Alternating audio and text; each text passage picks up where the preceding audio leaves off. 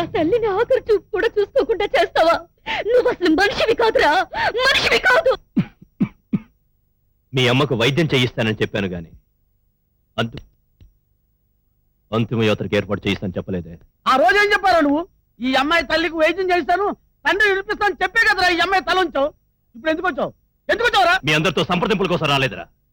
అసలు వాడితో ఎందుకు వచ్చారా చెప్పు. నేను చూసుకుంటాను కదా. ఏ అమ్మాయి రా. ఏమే ఎంత సాయం చేశా? నా సొమ్ముతిని వాడిపకి చేరుతావా?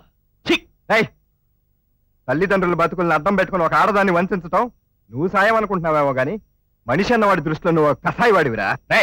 ఏంట్రా ఆయన మనిషిని లేపుకొచ్చింది కాక ఏంట్రా పెద్ద పోజుగా మాట్లాడతావు? ఇన్స్పెక్టర్ గారు, ఇతనే నన్ను లేవ తీసుకుని రాలేదు, నేనే ఇతనితో వచ్చాను. నన్ను మోసం చేసింది అతను. ఒక ఆడదాని జీవితాన్ని నాశనం చేయాలని చూసింది అతను. అతనికి నా మీద ఏ అధికారం లేదు. మాట్లాడవసరం మర్యాద గారి కార్యకు, లేకపోతే ఈడ్ చేస్తారంతే.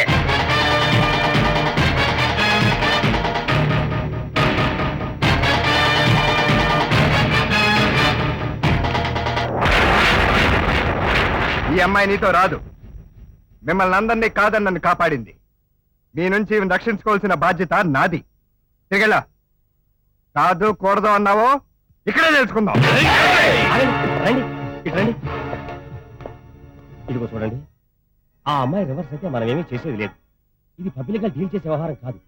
2 రోజులు ఆగండి, అంతా సెట్ అయిపోతుంది. ఇండైరెక్ట్ గా పనిచేద్దాం. 5-6 రకాలుగా ఆలోచించి చెబుతున్నాను, నా మాట వినండి. ఎక్కడ దాక్కుంటారో దాక్కోండ్రా, మిమ్మల్ని తరిమి నరుకుతాను. నీకు భయపడి ఎక్కడో దాక్కునేంత పిరికి పందలం కాదురా. నేనే ఊర్లో పుట్టానో, ఏ ఊర్లో బతికానో అదే ఊర్లో బతుకుతాం. నీ ముందే బతుకుతాం. ఏం చేసుకుంటావో దమ్ముంటే చేసుకోరా. ఎక్కడున్నా అది నేను ఉంచుకోవడానికి తెచ్చుకున్న మనిషి అని అందరికీ తెలుసురా. బోరా బోరా